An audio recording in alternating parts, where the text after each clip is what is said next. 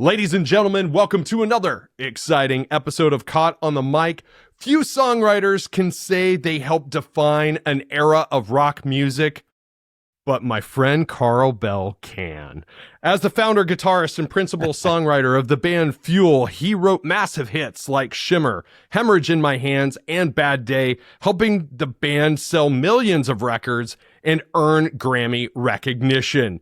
Now, with the new single called Want It and a new album, Pendulum, on the horizon, Carl joins me to talk about the next chapter of Fuel. Carl, how the hell are you, brother? After that introduction, I'm great, man. You can just keep talking if you want, man. I'm amazing. I appreciate it. No. I gave it the good old college dropout try and wrote a few songs. Thank you very much. Thank you. Dude, and we're all the better for it. I tell you what, I'm going to open up with my own little anecdote here. One of the very first enhanced CDs, those of us that are old enough to remember this, the things that you pop in a PC, was the CD single of Shimmer. And I remember watching the little movie vignettes that you guys put together for that over and over and over on repeat. There was like summer of 1999, something along those lines. Doing this way too long. Too dumb to quit is what I say. You know what I mean? Come on, man. Dude, as I was just telling you, I listened to Want It this afternoon. It really feels like a statement record. Why was this the right song to introduce Pendulum era? And what does it say about where Fuel is in 2026? Well, I think it's heavy for us. Not heavy for us necessarily, because you can listen to songs like, Won't Back Down. That was off the Daredevil soundtrack. I wrote that a billion years ago, and it fits in with that. But I like that it's heavy now, and a lot of music right now is heavy now. So I felt like we even had even more license to go into the heavy world and be heavier. And so the whole album is heavier, which is great. Love it. Always wanted, we have songs that kind of span a lot of different styles, but I always wanted to be that heavy band, and that's what we always wanted to be. It's hard to do with the label sometimes, because the label goes, yeah, but you got that song that I heard on that demo from da-da-da, and you're like, yeah, I know, but hey, I'm glad you like it, man. We're happy and excited to unleash this record. Dude, I tell you, I'm glad you called that out, because within the first few seconds, that was exactly what went through my head. I was like, holy shit, this is heavy. I love this, dude. Nice. I love it. Check it out. No, it's heavy. It's tough. Good. So was there a moment in the studio where you realized this album was becoming something special, particularly? Well, for me, man, I don't go into the studio unprepared. I always have everything worked out. I want to know what I got before we go in, or what's the point, kind of. I know some bands go in and write with a producer, and they'll get in the studio and they figure it out. That's never been the way I did it. I always did my own demos.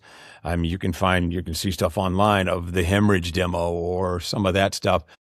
So I already knew going in that this was going to be different for us. I mean, not different, but a slightly different, right? And I was excited about it going in. I do my own mixes. I've got, I mixed the last record we did, the Anomaly record, by default, because we sent it out to a few other people and they didn't beat my mix. And I'm like, really? I got to mix this thing too, which was kind of nice. But at the same time, it's a lot of pressure, right? You're like, man, I got to try to mix this. And it's a lot. And I don't think I'll ever do that again. That project, the Anomaly record we just did before this, was all me. I played all the instruments. I produced it, wrote all the lyrics, arranged it. It's a lot. That is a lot. And I'm like, okay, I'm not doing that anymore. But, point being is I do a lot of demos. I do a lot of full mixes. I do a lot of stuff like that. So going into a studio, I kind of already know that this is going to be something that we're excited about even before we hit the studio. And then once you get the studio and hear it all fleshed out and really mixed well, we had Dan Malsh mix, who mixed a lot of Ghost and a lot of stuff like that. And once you hear that, and then we had a Joe Wanasek mix, and he mixes a whole bunch of stuff as well. Just amazing mixers. And so when you heard it coming back through that, you're like, yeah, this is going to be great.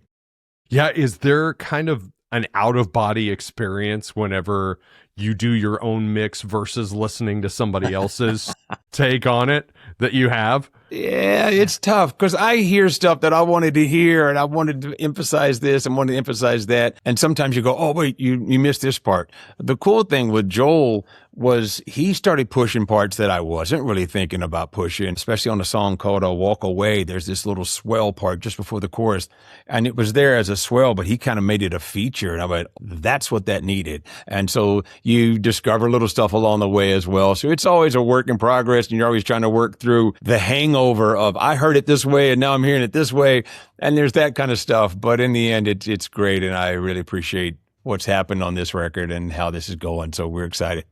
Yeah, sometimes that unbiased hook can kind of be hard to find, isn't it? Because you do have that vision in your own head, and hooks are so important in songwriting. So I think what nobody talks about as much, and for me, it's the parts writing. It's the writing, the little tiny guitar hook in the back that I tell you what I did. You've got the Beatles there in the back. I see it. But I went and saw I don't know if the Beatles are still on the, down here, or playing in Vegas, but, the George Martin came in and redid a lot of that mix with his son. And you hear all these little parts that are pulled from other songs and they put them into this collage, and just, one signature guitar piece that is signature for that song. And that's what is so hard to come up with, is all the little parts. And I don't hear a lot of people talk about, you hear, oh, that's a great guitar solo. But dude, there's little tiny subtle stuff that happens in songs that really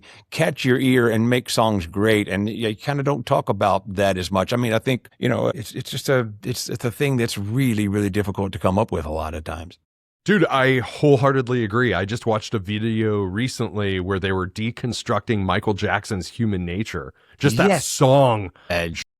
And I know where you're going. I know where you're going. Just that little part, that dun, dun, dun, dun, dun, and it's like, oh my gosh, you don't realize that kind of made the entire song, those little pieces and parts. That's exactly right. That's Steve Lukather from Toto. Yes. Mm-hmm. Quincy Jones would call him in and say, hey, come in and play this part. And he's not necessarily playing razzle dazzle all the time, but it's the glue and all that little stuff that makes the parts great. And of course, if you're good at it, like Steve Lukather was from Toto, and all those, all that Toto stuff, that is what makes hits, man. That's what makes really the parts writing and the little subtle stuff makes it great. Speaking on collaboration, Aaron brought It to the band shortly after joining Fuel, and you've spoken about the synergy within this lineup. What has Aaron brought creatively that surprised you, and how this version of Fuel challenged or inspired you as a songwriter? Aaron brings in an idea in full form. It's not completed. He's the first person I've ever been in a band with that can run Pro Tools. I mean, it's crazy, right? You would think, or you can go, Aaron, go do this, and he can go do it. And I've never had that in a band before. I've always had, it was all upon me to do everything, co-produce, write, here's all the songs, write all the guitar parts we're talking about. That was all on me. Aaron brings in this idea, and it was his first one. And I know he was kind of scared because, I'm bringing it into you, and I know it's Fuel and blah, blah, blah. I just got this idea. What do you think? And he kind of soft pitched it, right? And I went, wow, this is great. The guitars are there. The drums are there. Parts are there. Pieces. Then he and I sat down. We worked it, rewrote some of the lyrics, worked it over. But it's great because it's like I don't have to do all the heavy lifting now. You want, somebody in your band that can do that kind of stuff. And he's great. We have a video wall that we play live with all these videos ago. That's Aaron. Aaron sat down by, Aaron, can you do the videos? I think so. He does, and he did, and they're great. So if you see us live, all the video stuff that's going on in the back, that's all Aaron. Again, first guy I've ever had, with all due respect to all the other guys, but to be able to sit down behind a computer and actually perform and produce search stuff is really, really great to have. And he brought this song in, Want It, and he brought in a bunch of other ideas as well. So it's been great for us to feed off each other and go, this is cool, let's do it. Yeah, I think people that haven't ever been in that collaborative experience don't realize how great it is when every member is carrying their own weight. And I've been in rooms where you're going, okay, I've got 2 chords. Can you write the song for me? And you're like, I can write that song for you, but you're not contributing anything. You know what I mean? And then I've also been in rooms with great writers too, where I feel like I'm going, ooh, I wish I was coming up with better ideas at this moment. You know what I mean? But it's tough. But yeah, I don't care where the hit comes from or where the great song comes from in the band, as long as it's coming, and you got to have hits. Entire city of Nashville is writing songs at this moment because Keith Urban knows he's got to have a hit to survive. And so it's great to have somebody like Aaron, and, we can bounce ideas off. And in fact, though, the cool thing about this, I'm sorry to keep making this longer and longer, but the band is different this time. I've gotten, Tommy Nat playing bass. On Want It, there's a little swell part just before the chorus where the keyboards kind of go down and they're kind of muffled and then they open back up. That's Tommy. Tommy says, hey, he's from Jersey. He says, hey, why don't we make that swell like this? So that was a contribution from him. Mark is contributing stuff. Kevin's contributing stuff from the drums. And so it's really been a cool experience. And I know you would think that would be the norm for bands, but it's not necessarily, and certainly hasn't been in my world. So it's it's an interesting chapter. Dude, I love hearing all of this, so don't you dare ever apologize for rambling on, because I can nerd out about this shit all night. Well, I'm trying to try to keep it somewhat in the realm of what's manageable, but from the listener's standpoint. But it's a lot's going on, so I'm sorry if a little talking. Man, yeah. Well, you talked about hits, and you've written many of the band's defining songs, including Shimmer, Hemorrhage, and Bad Day. When you're writing, how do you know when a song has that timeless quality that fans will still connect with 25 years from now or 25 years later? It's tough. I don't know if you know all the time, because there's some songs I went, oh, that's going to be great, and nothing. And more often than not, that's what really happens is you go, this is great, this is the best song I've ever written, and then nothing happens. Hemorrhage, though, I think that was a song I kind of knew from the beginning that it was something special about it. And I was writing 5 or 6 songs at that same time. I'm jamming. You got to remember, this is our second album. You have your entire life to write your first album. Second album, you got, 4 or 5 months, and I am working on a bunch of different stuff. But when Hemorrhage came to me. And again, I think it came to me. Part of it is just you're writing and writing and writing, and you've got all your antennas up trying to capture some idea, any idea. And that process is what wrote Hemorrhage, I think, as well. But that song came out really well. I knew at the time it felt really great. It just, something about it was happening. I think I sent the demo into my managers. It was a cassette, of course, because might have been a recordable CD, probably a recordable CD. And I said on it, just being funny, "We shall be gods." When I said it in, you got to remember too, I'm trying to sell this idea to management, to booking, to everybody. So I'm trying to hedge my bets going, listen to this. But so I was kind of smug about it, like "we shall be gods," hoping they would like it too, because I felt really good about it. But that was how that went in. And of course they loved it and everybody loved it. And I was so relieved to have that song, because we really you got to have a hit. And the second album, you certainly got to break that sophomore jinx. And thank God that song came in. And, I got to point something out, and this is an even further compliment to you and the strength of songwriting. Like, Hemorrhage spent months at number 1 during a time when music was kind of redefining itself, because the most 2 predominant popular styles of music that were like dominating radio were either hip hop or nu metal at the time. And you guys cut through with a very heartfelt, almost ballad-esque song at a time where it might have been a little bit challenging to break through with a song like that. I agree. We had talked about it. This is kind of not what's on the radio right now. We had talked about that in this, again, this is second record. So by now we are well entrenched into the industry and the record label and all of those kind of people. And we were kind of worried about it. It's got strings, which most people, I love strings. I love strings. Me too. I love them. And I'll try to put them on everything if I can. But that it had strings. And like you said, I know there was a lot of stuff happening that wasn't exactly what we were doing. But you think the song just turned out really, really well. And yeah, it was a bit scary and it was different, but perhaps that's why it did land and hang there. It was number 1 for 3 months, and that's not counting climbing up and falling back. That's setting at number 1 for 3 months. So, thank God. That's a song that really worked for us, With everything that's gone on, has your relationship with that song and some of your earlier material at large changed over time? It's interesting because I know where I was when I wrote that song and the headspace I was in. And it's kind of interesting. It's kind of a timestamp for me. A lot of their albums, I listened to the first album, Sunburn, about a few months ago, and I hadn't listened to it in its entirety in a long time. And I was like almost shocked by like, I could tell the headspace I was in then and how the world has changed and how my world, how my world has changed. There's a lot in that record of me struggling, trying to get a record deal, because that was the first record. You're trying to get a record deal, right?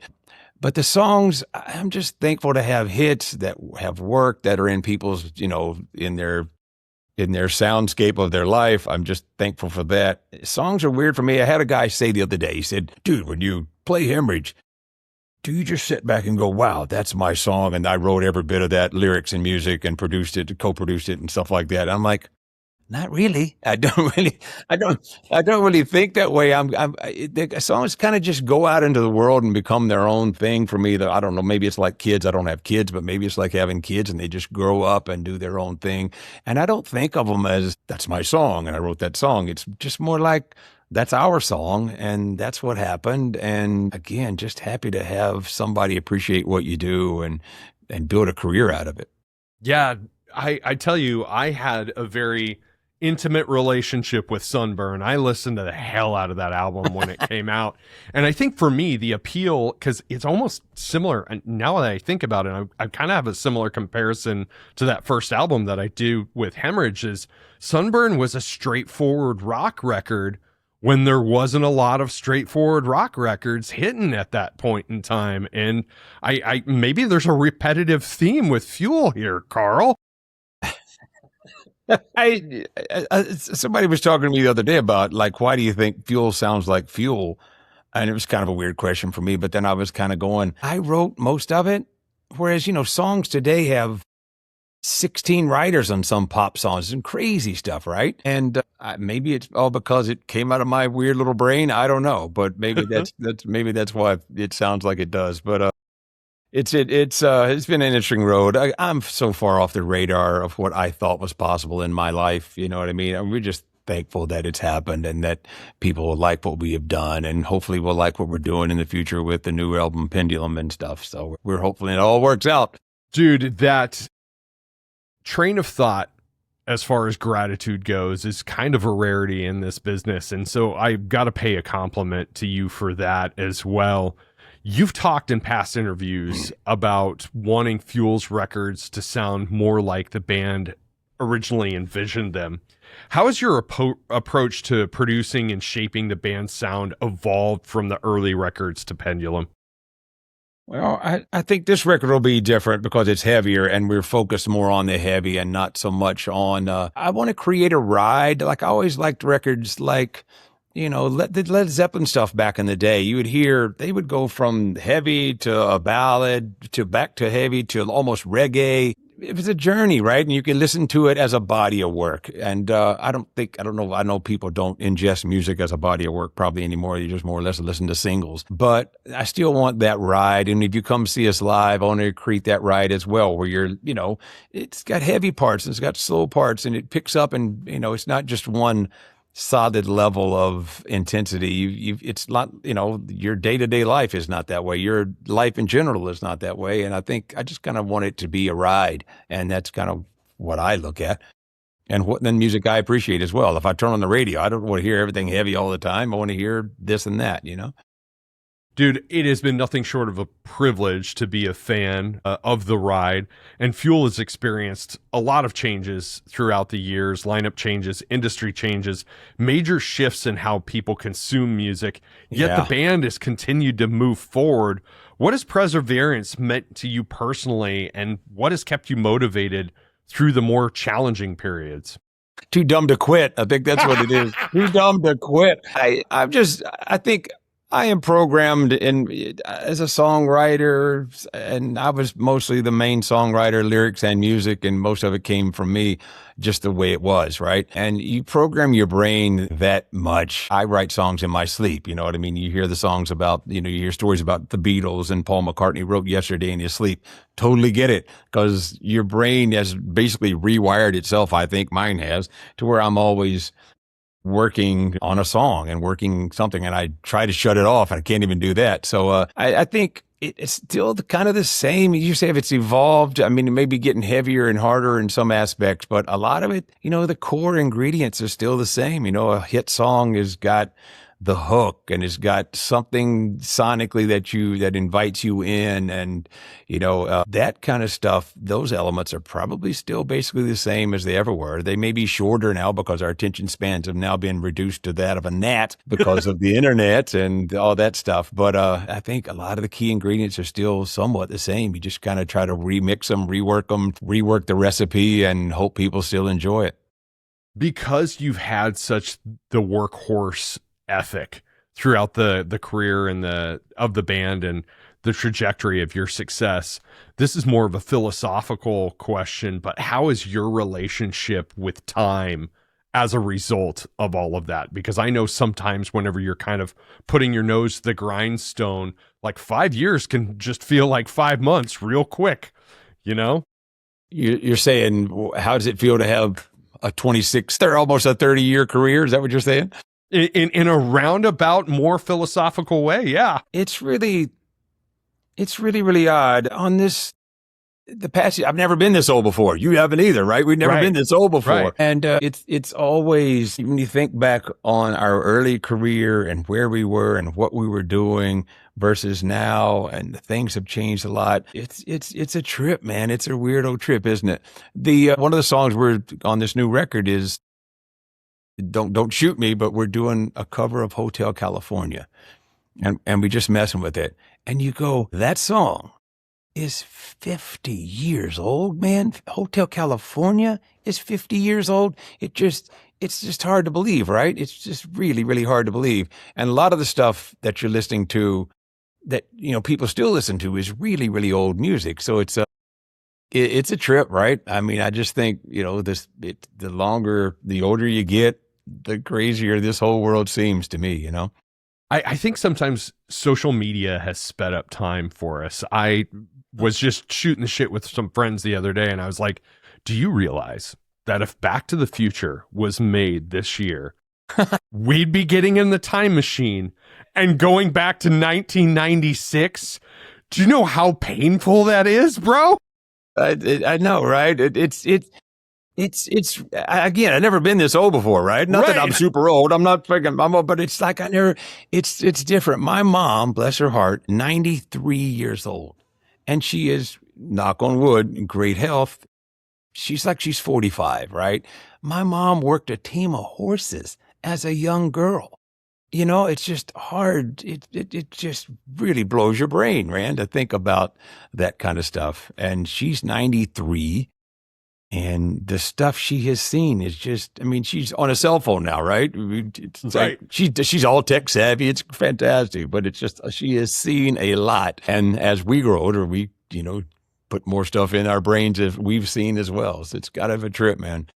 Yeah, well, our generation is aging better than any generation before us, though. So, I mean, we got that going for us, don't we? I hope so. No close-ups.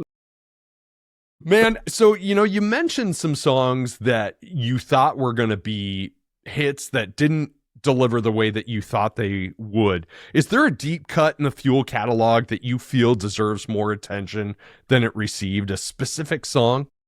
Well, we're doing a song called Innocent, and we did a piano version on the Pendulum record that's coming here, or that's out now. But it's that song, I think that's the song Kevin, our drummer, he saved that song. I was playing it in the back lounge because I was always writing. I'm working in the back lounge and writing all the time, especially then because we're trying to have a career. And he saved that song. And then I went and saw this movie with They wanted it for a movie called Cruel Intentions. I don't know if you remember that movie, Cruel Yeah. Intentions. And interesting enough, God rest his soul, I went and I'm the only one in the theater watching this premiere with Clive Davis, who just passed away actually a few days ago. All right. So I walk into this theater and I'm watching this movie with Clive Davis. I know it's Clive Davis. I don't know if he knows me. He doesn't know me from a can of paint. You know what I mean? But I know that's Clive Davis. And we're the only ones in the theater. I get through, I'll just tell you a quick Clive Davis story. I get through with the record, I was watching the movie, and he said, "What do you think?" And I was like, Clive Davis just spoke to me, right? I'm like, I think it was all right. It was pretty good, right? And he says, "I'm Clive Davis." And of course, I'm going, "Hi, Mr. Clive Davis. I know exactly who you are."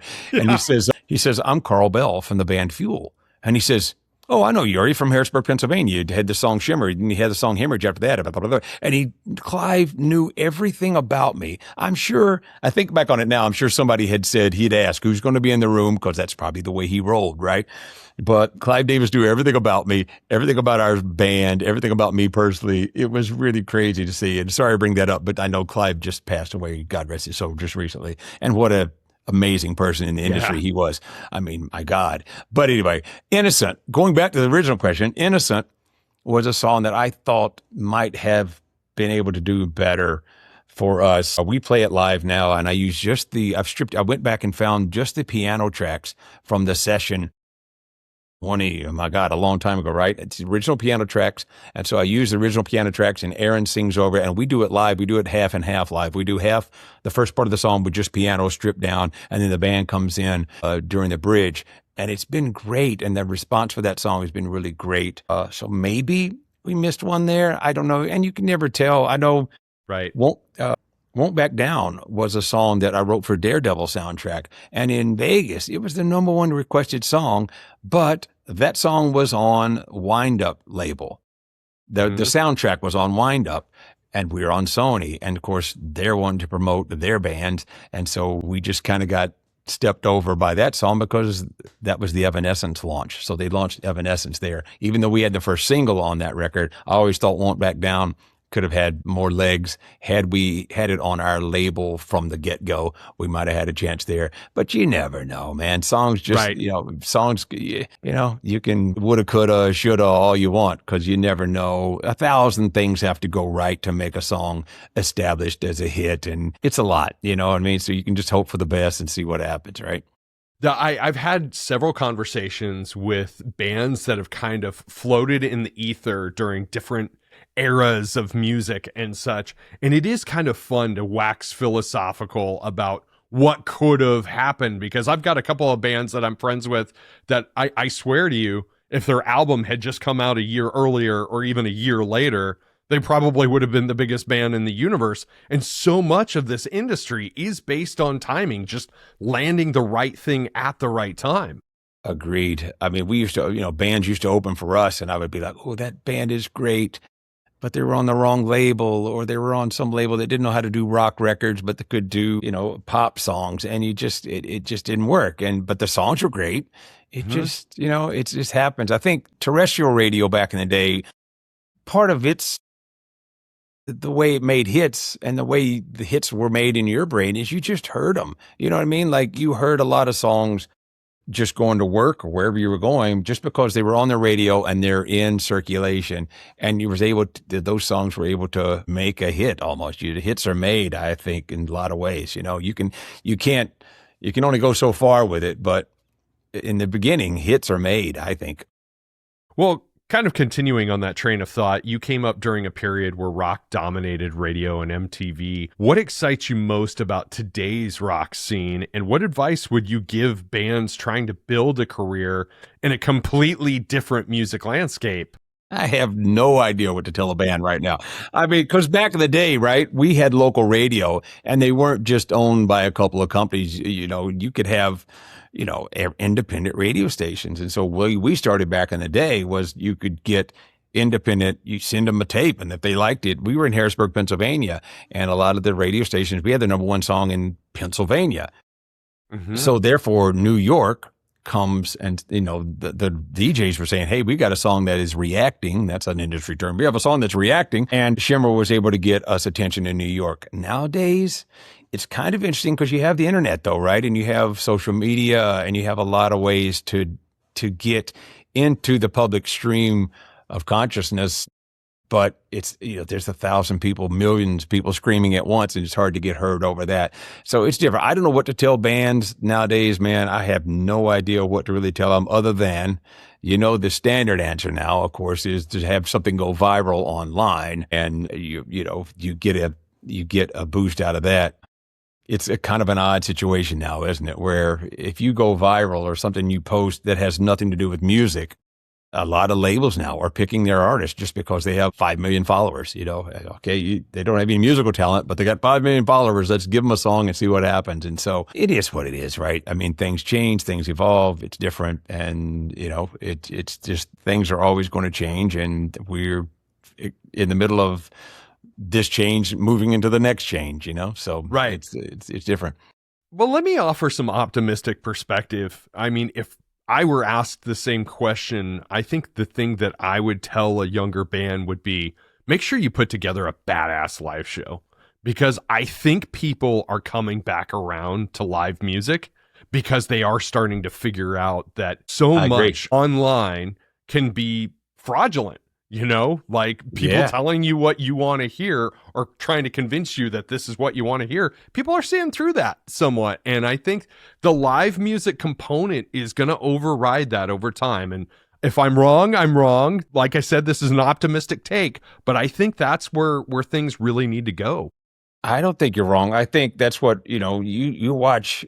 Creed has come back now, and I was with Mark Tremonti. Mark Tremonti's like, dude, I think we're bigger than we've ever been in our life. I said, I think you might be right? You know what I mean? Like and a lot of that is the live show. And I think as we're doing this more, of course, now with the streaming services, there's not so much in the publishing world as it used to be. There's not so much in physical product, of course, at all. And your live show is basically your bread and butter anymore, for sure. And I'm excited to see, a lot of these bands that are, my God, the, Parkway Drive and Bad Omens and some of the stage shows these guys are having is unbelievable, man. And it's really fantastic. You know what I mean? Like the production now is incredible. So I'm excited about that too. I like that everything's heavy right now. Some of it's too heavy. Exactly. Some of it, right. I can't take it all the time. You can only, beat me to death so far, but I love that a lot of stuff is heavy, and that rock is kind of having a moment again. I think it's fantastic, man. Really excited about it. So after more than 30 years of Fuel, millions of albums sold, and songs that still resonate with fans, what's left on the bucket list, man? I just want to be, I always feel like I want to hit potential. Like I don't, if our potential was only this, perfect. But I think I'm always in my brain thinking there's more, we could be doing more and we could be here, but we're here and I'm going to try to get over here. And of course, I'll move the goalpost. If we ever got that, I'll move the goalpost again. That's just how it is, right? But I want to win. It's kind of like I tell these guys, like I want to win and I want to be as big as we can be, not as big, but just as make a great band, great songs, be as great as we can be. And I think that's a lot of motivation for me, is just trying to top what we did before. You got to top it again. See if you can top this. See if you can top that. You hear songs on the radio or on, Spotify or something. You go, oh, I'm jealous of that song. I wish I'd have wrote that. I wish I'd have wrote that. That's good. That's good. And this and that. So I'm always in search of that. And it just, I'm a self-starter, I guess you might say. I motivate myself to get in there and do the work. And it is work. I know a lot of people say, well, this should be fun and bands should be fun. Well, they are, but you got to do some work, man. You got to, if you want to have something that's successful, it takes a lot of work. It just really does.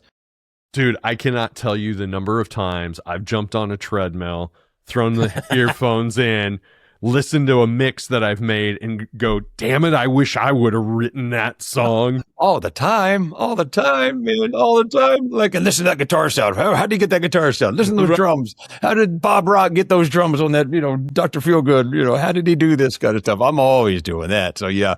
And then you'll hear your records and go, I wish we'd have done this. I wish I'd have done that. We should have tweaked that. Oh man, we let that slide, or I'm glad we focused on this. And so it's a lot of, it's always, especially for me, I'm always, critically listening to stuff. It makes it a challenge sometimes to even listen to anything, but because you're always picking it apart, right? But it's interesting.